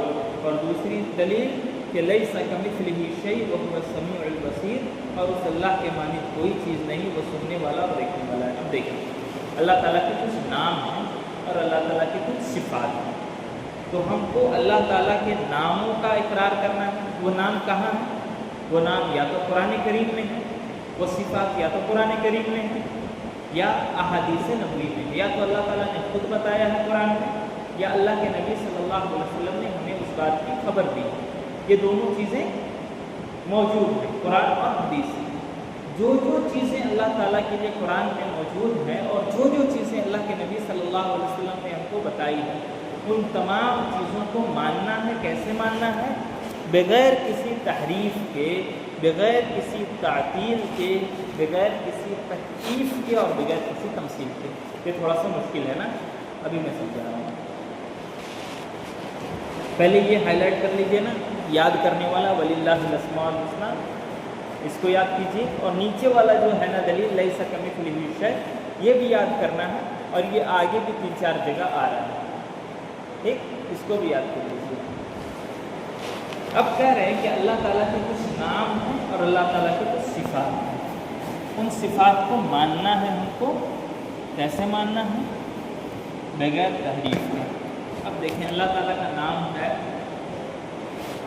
رحمان، اللہ تعالیٰ کا نام ہے رحمان، الرحیم ہے، یہ سب اللہ تعالیٰ کے نام ہیں۔ اللہ تعالیٰ کی کچھ صفات ہیں۔ کیا ہے اللہ تعالیٰ کی صفات؟ اللہ تعالیٰ آپ یہ دیکھیں کہ اللہ تعالیٰ کی صفات ہے کہ وہ عرش پہ مستوی ہے،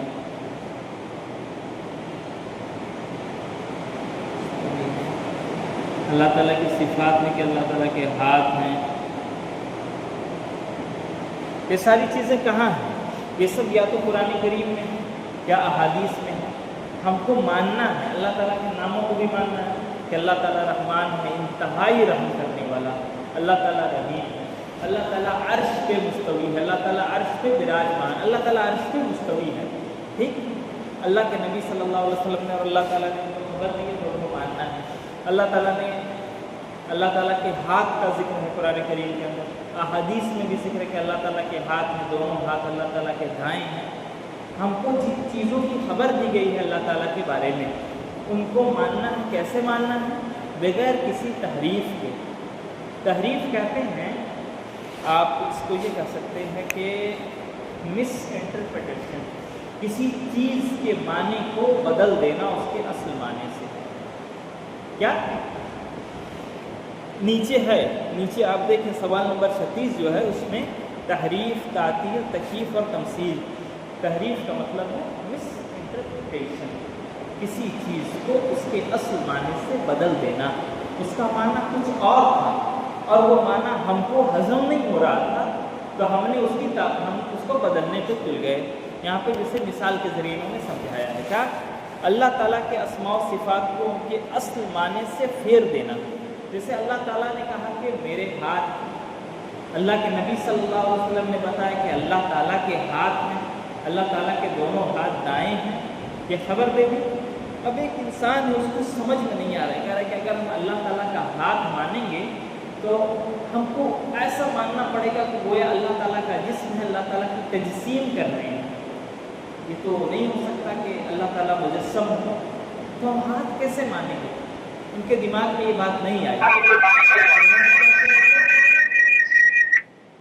انہوں نے اس میں تحریف کر دی، کہا کہ اللہ تعالیٰ کے ہاتھ کا جو ذکر ہے نا قرآن میں، کہ اللہ کے نبی صلی اللہ علیہ وسلم نے اللہ کے ہاتھ کا جو ذکر کیا ہے، ہاتھ کا مطلب ہاتھ نہیں ہے، ہاتھ کا مطلب طاقت ہے، ہاتھ کا مطلب قوت ہے۔ ایسا انہوں نے کہا تو یہ جائز ہوگا؟ نہیں ہوگا۔ اللہ تعالیٰ نے جو باتیں ذکر کی ہیں ہم کو اسی کو ماننا ہے، اس کی تحریف نہیں کرنی ہے۔ ہاتھ کے معنی قوت، ہاتھ کے معنی طاقت کہاں ہے قرآن کریم؟ کہاں ہے حدیث میں؟ نہیں ہے نا۔ قرآن کریم میں اور حدیث میں ہاتھ کا مطلب ہاتھ ہے، تو اللہ تعالیٰ کے ہاتھ ہیں، ہم کو نہیں پتہ کیسے ہیں، ہم کو پتہ ہی نہیں ہے کیسے ہیں، نہ ہم کو خبر دی گئی، تو ہم کو ماننا ہے کہ ہاتھ ہے، اس کی تحریف نہیں کرنی ہے، اس میں تبدیلی نہیں کرنا ہے کہ ہاتھ کا معنی ہے۔ سمجھ میں آ گئی نا؟ بغیر کسی تحریف کے اور بغیر کسی تعطیل کے۔ تعطیل کہتے ہیں معطل کر دینا، کسی صفت کو ختم کر دینا، جزوی طور پر یا کلی طور پر۔ جیسے اللہ کے اسماء و صفات کا کلی یا جزوی طور پر انکار کرنا، جیسے یہ کہنا کہ اللہ تعالیٰ نہ سنتا ہے نہ دیکھتا ہے۔ یہ فرقے ہیں باقاعدہ ایسے عقیدہ رکھنے والے، تحریف والے تو موجود ہیں، بہت زیادہ موجود ہیں۔ جو ہم نے پہلا والا جو پڑھا ہے نا، اللہ تعالیٰ کے ہاتھ کا انکار کرتے ہیں، اس کو قوت کہتے ہیں، تو یہ جو احناف ہیں ان کے یہاں یہ چیز ہے، وہ تحریف کرتے ہیں اللہ تعالیٰ کی صفات میں، ہم کو تحریف نہیں کرنا ہے۔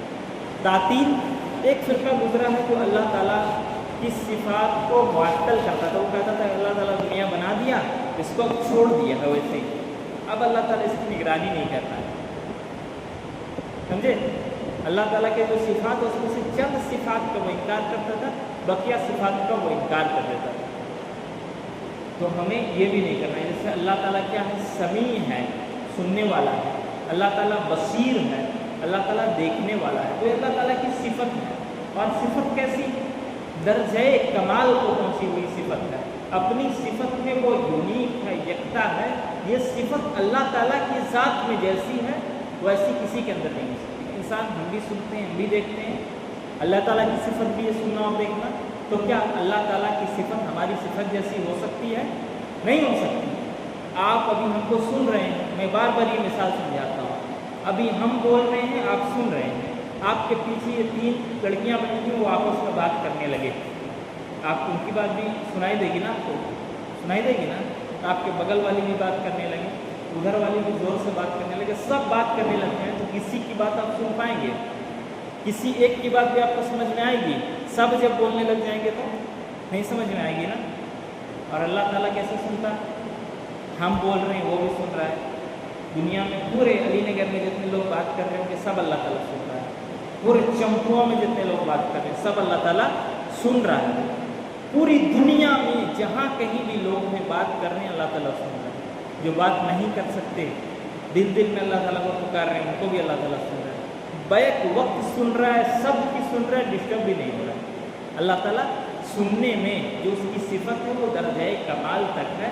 वैसी सिफत किसी मखलूक के अंदर नहीं हो सकती ना। वो अपनी इस सिफत में क्या है, यकता है, यूनिक है, तन्हा है। अल्लाह ताला देखने वाला है।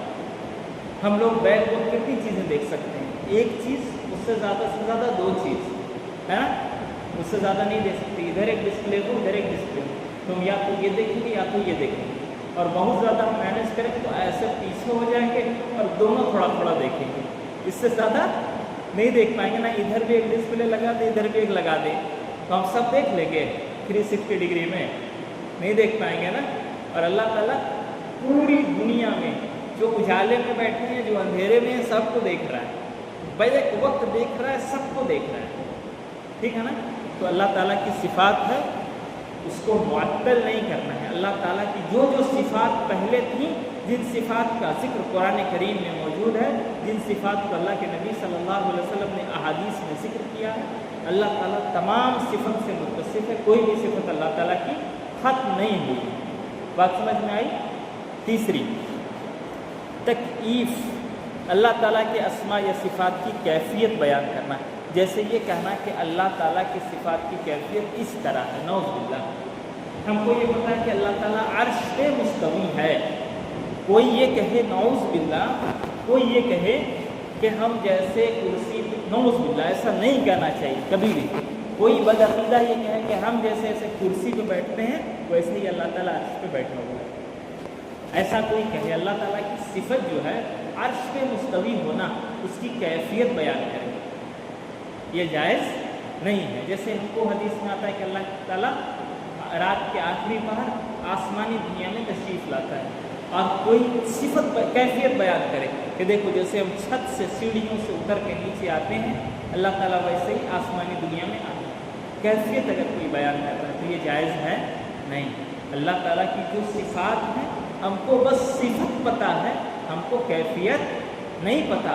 हज़रत मालिक इब्न अनस रहमतुल्लाह का ये कौल है ना कि अल-इस्तिवा मालूम, कि अल्लाह ताला अर्श पे मुस्तवी है ये हमको पता है, वह कैफियत मजहूल, लेकिन वो कैसे अर्श पे मुस्तवी है ये हमको नहीं मालूम।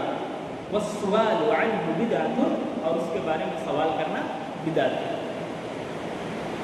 हम अगर नहीं जानेंगे अल्लाह ताला कैसे अर्श पे मुस्तवी है, अल्लाह ताला कैसे आसमानी दुनिया पे आता है, तो हमारा कुछ नुकसान हो जाएगा, नहीं होगा ना। जितनी चीज़ें हमारी जानने की थी, जितनी चीज़ें हमारे फ़ायदे की थी, अल्लाह ताला ने सब हमको बता दिया। जितनी चीज़ें हमारे लिए ज़रूरी थी, तो गैर ज़रूरी चीज़ों में इंसान का दिमाग चलना चाहिए, नहीं लगाना चाहिए, ख़ुसूसन अल्लाह ताला के अस्मा व सिफ़ात के मामले में। बात समझ में आ रही है ना। इतनी बात समझ में आ गई। अल्लाह ताला के अस्मा व सिफ़ात को कैसे मानना है, बग़ैर किसी तहरीफ़ के, उसमें तहरीफ़ नहीं करना है, यानी अपने हिसाब से उसका माना नहीं बयान करना है, उसमें तातील भी नहीं करनी है कि अल्लाह ताला की किसी सिफ़त को ख़त्म भी नहीं करना है। अल्लाह ताला की जो सिफ़ात कुरान करीम में है, जो सिफ़ात हदीस में है, सब अब भी मौजूद हैं। अल्लाह ताला की किसी सिफ़त की कैफ़ियत नहीं बयान करनी है कि अल्लाह ताला की ये सिफ़त ऐसी है। और तीसरी क्या चीज़ है, तमसील, मिसाल बयान करना। अल्लाह ताला के अस्मा या सिफ़ात की मिसाल बयान करना, जैसे ये कहना कि अल्लाह ताला की सिफ़ात बंदों के सिफ़ात के मानेंगे। जैसे अभी मैंने आपको समझाया था कि कोई ये कहे कि हम भी तो देखते और सुनते हैं, अल्लाह ताला भी तो देखता और सुनता है, तो देखने और सुनने के मामले में हम लोग बराबर हो गए, बराबर हो सकते हैं? नौज़ुबिल्लाह नहीं हो सकते। अल्लाह ताला का देखना और सुनना दर्जे कमाल तक है, हम तो उसकी ज़रा बराबर भी नहीं पहुँच सकते, है ना। तो अल्लाह ताला की सिफ़ात को कैसे मानना है, बगैर किसी तहरीफ़ के, मिस इंटरप्रटेशन के, बगैर किसी तातील के, बगैर किसी सिफ़त को ख़त्म किए हुए, बगैर किसी तककीफ़ के, बगैर किसी कोई कैफियत बताए हुए, और बगैर किसी तमसील के, बगैर किसी मिसाल के अल्लाह ताला की तमाम सिफ़ात का हमको इक़रार करना है। जितनी चीज़ें हदीस में हैं, जितनी चीज़ें कुरान में हैं, उसको मानना है اور جتنی بات ہے اتنی ہی ماننا ہے، اس میں پھر اپنا دماغ نہیں لگانا ہے۔ اتنی بات امید کرتا ہوں کہ آپ لوگوں کو سمجھ میں آ گئی ہوگی، ٹھیک ہے نا؟ اسماء و صفات کلیئر ہو گیا؟ کوئی چیز ایسی جو نہ سمجھ میں آئی ہے؟ اللہ تعالیٰ کے اچھے اچھے نام ہیں، اللہ تعالیٰ کی کچھ صفات ایٹریبیوٹس، اللہ تعالیٰ اپنے ناموں اور اپنے صفات کے معاملے میں یونیک ہے، تنہا ہے، یکتا ہے، اس جیسا کوئی نہیں ہو سکتا۔ اللہ تعالیٰ کی صفات کو جیسا قرآن و حدیث میں ہے ویسے ہی ماننا ہے۔ اگر ہاتھ بولا گیا تو ہاتھ ماننا ہے اللہ تعالیٰ کا، ہاتھ کو قوت نہیں بولنا ہے۔ اللہ تعالیٰ کی تمام صفات کا اقرار کرنا ہے، اللہ تعالیٰ کی صفات کی کیفیت نہیں بیان کرنی ہے، اور اللہ تعالیٰ کی صفات کی مثال نہیں بیان کرنی ہے۔ اللہ تعالیٰ کی جیسے صفت کسی کی ہو ہی نہیں سکتی تو کیسے مثال بیان کر سکتے ہیں؟ ٹھیک ہے نا؟ اتنی چیز سمجھ میں آ گئی۔ اور اللہ تعالیٰ جیسی صفت کسی کے اندر ہو بھی نہیں سکتی۔ اللہ تعالیٰ اپنی صفات میں کیا ہے؟ یکتا ہے، یونیک ہے، تنہا ہے۔ آگے چلیے، اللہ تعالیٰ کے بعض اچھے نام بیان کیے۔ اللہ تعالیٰ کے بعض اچھے نام درج ذیل ہیں۔ الرحمن، الرحیم، یہ کہاں ہیں؟ یہ قرآن کریم میں۔ الحمدللہ رب العالمین، الرحمن الرحیم۔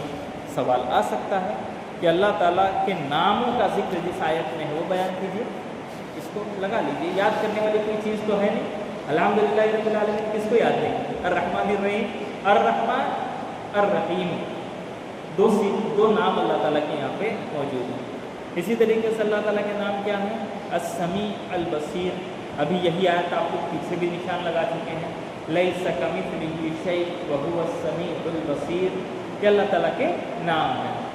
اسی طریقے سے العلیم، الحکیم ہے، یہ آیت نہیں بھی لگائیے گا، نشان تو چل جائے گا۔ واللہ مولاکم وہو العلیم الحکیم، یہ سب اللہ تعالیٰ کے نام ہیں۔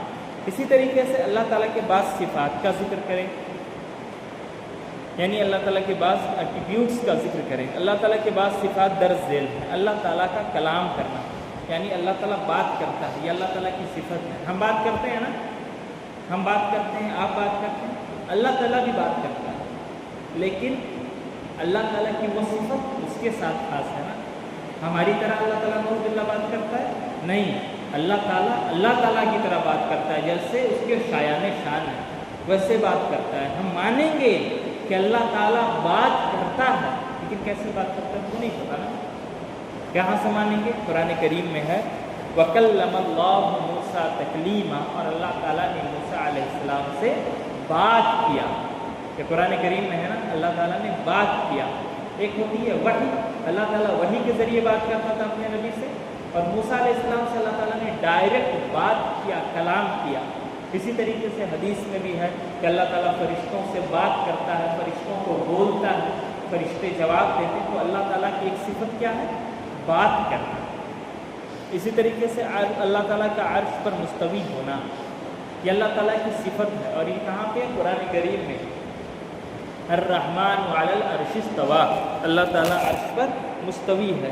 اسی طریقے سے اللہ تعالیٰ کا ہاتھ ہونا، بل یداہ مبسوطتان، اللہ تعالیٰ نے کہا کہ اللہ تعالیٰ کے ہاتھ کھلے ہوئے ہیں۔ یہاں پر اللہ تعالیٰ نے اپنے ہاتھ کا ذکر کیا ہے نا۔ تو یہ اللہ تعالیٰ کی صفات چھوڑ دیجیے، اس کو یاد کرنا ہے یا نہیں کرنا؟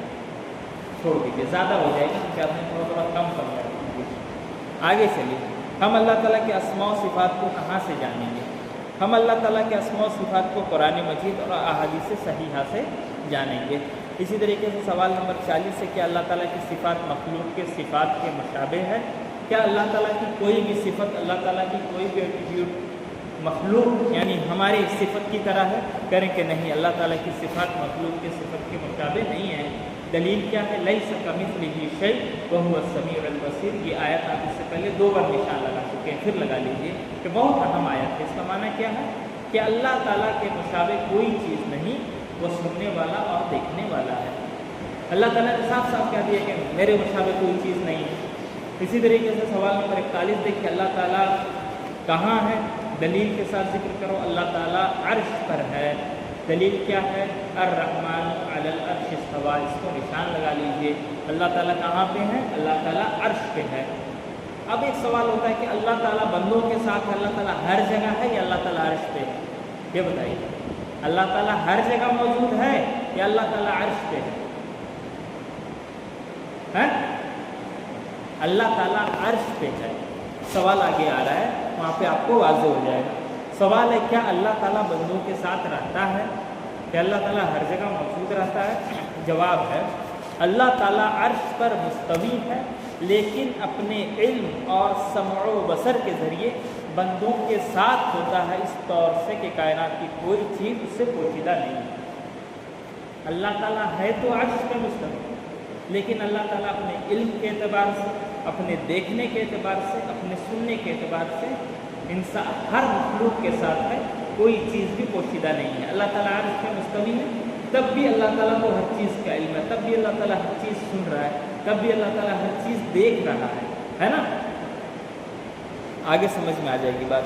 قرآن کریم میں دلیل ہے هو الذی خلق السماوات والارض فی ستۃ ایام ثم استوى علی العرش یعلم ما یلج فی الارض وما یخرج منها وما ینزل من السماء وما یعرج فیها وهو معکم اینما کنتم واللہ بما تعملون بصیر۔ اور اسی اللہ نے آسمانوں اور زمین کو 6 دنوں میں پیدا کیا، پھر عرش پر مستوی ہو گیا، وہ ہر اس چیز کو جانتا ہے جو زمین میں داخل ہوتی ہے اور جو اس سے نکلتی ہے، اور جو کچھ آسمان سے اترتا ہے اور جو اس میں چڑھتا ہے۔ تم جہاں کہیں بھی ہو وہ تمہارے ساتھ رہتا ہے، اللہ تعالیٰ جو کچھ تم کرتے ہو اسے دیکھ رہا ہے۔ اللہ تعالیٰ نے صاف صاف یہاں پر بتا دیا ہے کہ اللہ تعالیٰ نے دنیا اور زمین کو 7 دنوں میں پیدا کیا، پھر عرش پر مستوی ہو گیا اور وہ ہر چیز جانتا ہے، یہاں تک کہ زمین میں جو ایک چھوٹا سا دانہ جاتا ہے اس کو بھی جانتا ہے، زمین سے جو پودا نکلتا ہے اس کی کیفیت کو بھی جانتا ہے، آسمان سے جو بارش نازل ہوتی ہے کب نازل ہوگی وہ بھی جانتا ہے، زمین سے جو بھاپ اٹھ کے جاتا ہے آسمان میں بادل بننے کے لیے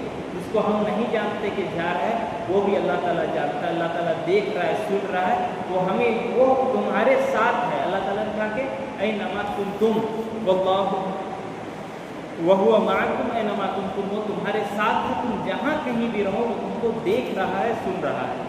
یعنی وہ اپنے دیکھنے، سننے اور جاننے کے اعتبار سے تم جہاں کہیں بھی ہو گویا وہ تمہارے ساتھ ہے۔ جسے ساتھ رہنے والا آدمی سب کچھ جان رہا ہوتا ہے، اب کیا بول رہے ہیں، اب کیا دیکھ رہے ہیں، اب کیا کر رہے ہیں، ویسے ہی اللہ تعالیٰ اپنے علم کے اعتبار سے سب کے ساتھ ہے، لیکن اللہ تعالیٰ کہاں ہے؟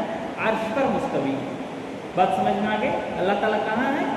عرش پر مستوی ہے، لیکن اپنے علم کے اعتبار سے، اپنے دیکھنے کے اعتبار سے، اپنے سننے کے اعتبار سے ہر بندے کے ساتھ ہے۔ بات سمجھ میں آئی نا؟ یہ نہیں کہہ سکتے کہ اللہ تعالیٰ یہاں بھی، اللہ تعالیٰ وہاں بھی، اللہ تعالیٰ وہاں۔ اللہ تعالیٰ عرش پہ ہے، اللہ کا علم ہم تمام لوگوں کو ایسے گھیرے ہوئے ہیں گویا اللہ ہمارے ساتھ ہو، اللہ تعالیٰ ہماری ایک ایک چیز کی خبر رکھ رہا ہے۔ بات سمجھ میں آ گئی؟ کوئی کنفیوژن ہے اس میں؟ کوئی کنفیوژن ہے اس میں؟ کوئی کنفیوژن کسی کو نہیں ہے؟ چلیے، کیا کفار مکہ اللہ کو مانتے تھے اور کس توحید کا اقرار کرتے تھے؟ کرے کہ ہاں کفار مکہ اللہ کو مانتے تھے، وہ توحید ربوبیت کا اقرار کرتے تھے۔ توحید ربوبیت کیا ہے؟ اللہ تعالیٰ کو رب ماننا، کہ اللہ تعالیٰ دنیا کا بنانے والا ہے، اللہ تعالیٰ دنیا کا مالک ہے، اللہ تعالیٰ رازق ہے، رزق دینے والا ہے، اور اللہ تعالیٰ دنیا کا نظام چلانے والا ہے۔ یہ کون مانتا تھا؟ یہ کفار مکہ بھی مانتے تھے۔ توحید کی 3 قسمیں بتایا نا، توحید ربوبیت، توحید الوہیت جس کو ہم توحید عبادت کہتے ہیں، اور توحید اسماء و صفات۔ تو کفار مکہ جو ہے اللہ تعالیٰ کو رب ماننے والی جو توحید ہے اس کو مانتے تھے۔ کفار مکہ اللہ کو مانتے تھے، وہ توحید ربوبیت کا اقرار کرتے تھے۔ دلیل کیا ہے؟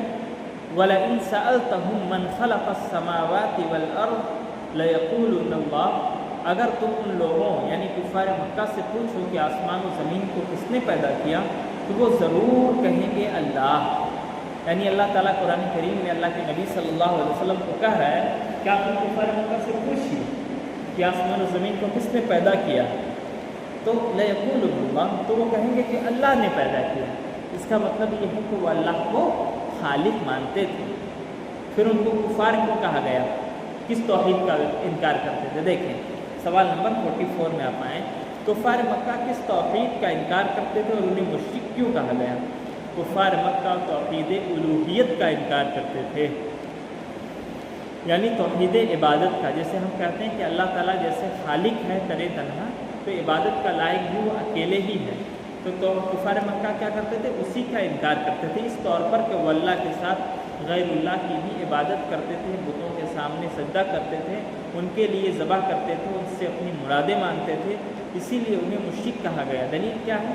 اللہ تعالیٰ نے فرمایا ذالکم اللہ ربکم لہ الملک والذین تدعون من دونہ ما یملکون من قطمیر ان تدعوہم لا يسمعوا دعاءکم ولو سمعوا ما استجابوا لکم ویوم القیامۃ یکفرون بشرککم۔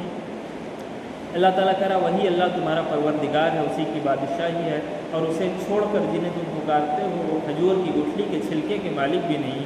اگر تم انہیں پکارو تو تمہاری پکار سن نہیں سکتے، اگر سن بھی لیں تو تمہیں جواب نہیں دے سکتے، اور قیامت کے دن وہ تمہارے شرک کا انکار کر دیں گے۔ وہ مشرک کیوں تھے؟ کیونکہ وہ اللہ کے علاوہ دوسروں کو عبادت میں شریک کرتے تھے۔ وہ کہتے تھے کہ پوری دنیا کا بنانے والا اللہ ہی ہے، ایک ہی تو ہے، وہی ذات تو ہے جو دنیا کو بنائی ہے، لیکن عبادت کرتے تھے دوسروں کی بھی۔ وہ کہتے تھے کہ ہم جن کی عبادت کر رہے ہیں یہ اللہ کے مقرب بندے ہیں، اللہ تعالیٰ نے ان کو تھوڑا تھوڑا اختیار دیا ہوا ہے، اور ہم ان سے مانگ رہے ہیں، اللہ تعالیٰ سے ڈائریکٹ کیا مانگیں گے؟ اللہ تعالیٰ کی شان۔ تو یہ لوگ کہتے تھے کہ یہ لوگ ان کے واسطے سے، ان کے توسط سے ہم مانگ رہے ہیں۔ تو اللہ تعالیٰ نے کہا کہ تم جن کو اللہ کے علاوہ پکار رہے ہو نا، جن سے تم مانگ رہے ہو اور سمجھ رہے ہو کہ یہ تم کو دینے پر قادر ہے، تو تم جان جاؤ کہ کھجور ہوتی ہے نا، اس کی گٹھلی ہوتی ہے، جب آپ کھجور کھا لیں گے اندر سے اس کی گٹھلی نکلتی ہے، تو گٹھلی کے اوپر ایک پلاسٹک نما چھلکا ہوتا ہے، دیکھا نا آپ لوگوں نے، ایک دم پتلی سی جھیلی ہوتی ہے۔ تو اللہ تعالیٰ نے کہا کہ تم جن سے مانگ رہے ہو نا، اس کھجور کی گٹھلی کے اوپر جو جھیلی لگی ہوئی ہے اس کے بھی مالک نہیں ہیں۔ پہلی بات تو یہ کہ تم ان کو پکار رہے ہو، تمہاری پکار سن ہی نہیں سکتے، تم کو دیں گے کیا؟ پتہ نہیں کب نہ کب مر گئے، قبر کے نیچے دبے ہوئے ہیں ان کی، وہ تو تم پکار رہے ہو، تم کو اس کی تمہاری پکار سن ہی نہیں سکتے۔ مان لو ایک پل کو مان لیا جائے کہ وہ تمہاری پکار سن بھی لیں تو تمہارا جواب بھی نہیں دے سکتے۔ تم ان سے مال مانگ رہے ہو، مال دینا تو دور کی بات ہے، تمہارا جواب بھی نہیں دے سکتے اگر سن بھی لیں تو، اور قیامت کے دن وہ تمہارے شرک سے الگ ہو جائیں گے، انکار کر دیں گے۔ اللہ تعالیٰ سے کہیں گے کہ اللہ تعالیٰ ہم نے تو انہیں حکم نہیں دیا تھا کہ وہ میری عبادت کریں یا مجھ سے مانگیں۔ بات سمجھ میں آ رہی ہے نا؟ کفار مکہ کو کافر کیوں کہا گیا؟ کہ وہ اللہ کی ربوبیت کا تو اقرار کرتے تھے، لیکن عبادت میں وہ بتوں کو بھی شریک کرتے تھے، ان کے سامنے سجدہ کرتے تھے، ان سے دعائیں مانگتے تھے۔ تو اللہ تعالیٰ نے کہا کہ تم اللہ کے علاوہ جن سے بھی مانگتے ہو وہ تمہاری بات سن ہی نہیں سکتے، اگر سن لیں تو جواب نہیں دے سکتے، اور قیامت کے دن کیا کریں گے؟ وہ تمہارے کفر کا انکار کر دیں گے۔ ان کی حالت تو یہ ہے کہ کھجور کی گٹھلی کے اوپر جو چھلکا ہے اس کے بھی مالک نہیں ہیں، تم کو اور کیا دیں گے؟ وہ اس کے بھی مالک نہیں ہیں۔ اس کے بعد سوال نمبر 45 ہے، اسی وجہ سے وہ لوگ کیا کہے گئے؟ مشرک کہے گئے۔ رب ماننے کے باوجود اللہ کی عبادت میں وہ لوگ دوسروں کو شریک کرتے تھے، اس لیے ان کو کیا کہا گیا؟ مشرک کہا گیا۔ سوال نمبر 45، کیا اللہ تعالیٰ کی اولاد ہے؟ نعوذ باللہ۔ جواب نہیں، اللہ تعالیٰ اکیلا اور تنہا ہے، اس کی کوئی اولاد نہیں۔ دلیل کیا ہے؟ قل هو اللہ احد اللہ الصمد لم یلد ولم یولد ولم یکن لہ کفوا احد۔ بات سمجھ میں آئی اتنی؟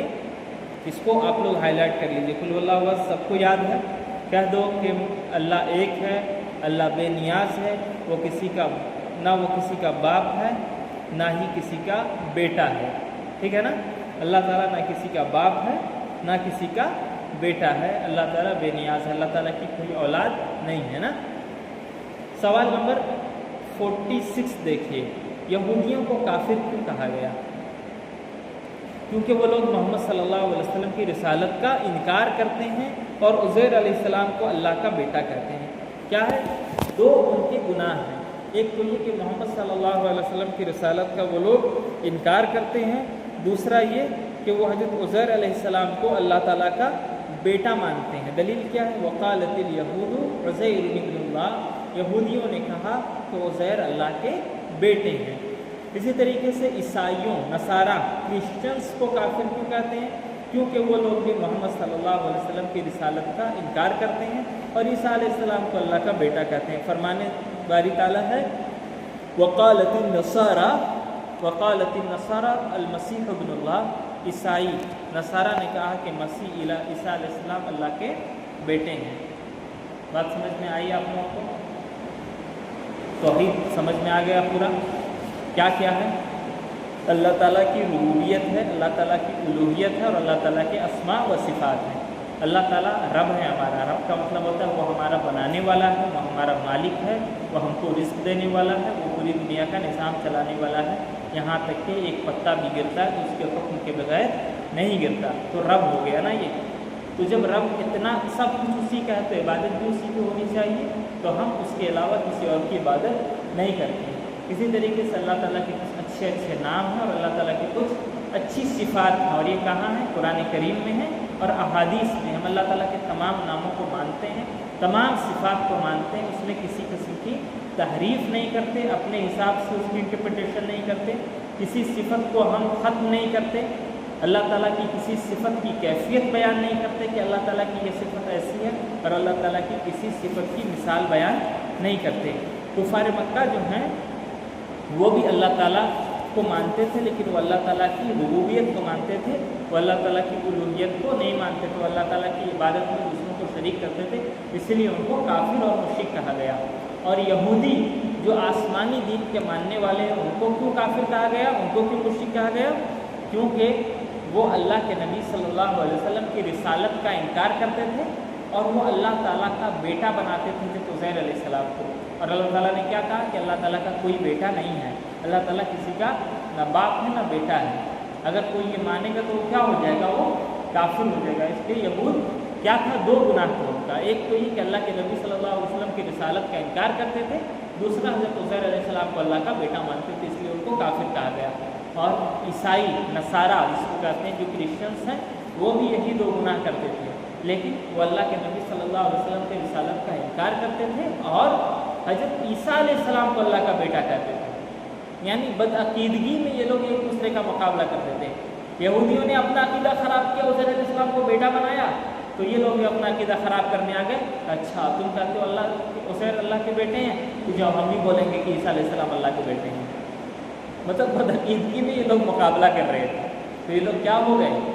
کافر ہو گئے۔ اس کی وجہ سے ان کو کافر کہا جاتا ہے۔ جتنی باتیں میں ابھی سمجھایا ہوں باتیں سمجھ میں آ گئی آپ لوگوں کو؟ کوئی ڈاؤٹ ہو تو ہم سے پوچھ لیجیے گا، ہم حتی الامکان کوشش کرتے ہیں کہ بات سمجھ میں آ جائے۔ اور ایک بات تھوڑا سا سرسری طور پر دیکھ لیجیے جو ہم نے ہائی لائٹ کرایا ہے نا۔ سب سے پہلے سوال نمبر 18 کا دیکھیے، فَاعْلَمْ أَنَّهُ لَا إِلَٰهَ إِلَّا اللَّهُ، یہ آپ کو یاد کرنا ہے۔ اسی طریقے سے سوال نمبر 27 دیکھیے، من شہد اللہ الہ الا اللہ وان محمد رسول اللہ حرم اللہ علیہ النار، یہ یاد کرنا ہے آپ لوگوں کو۔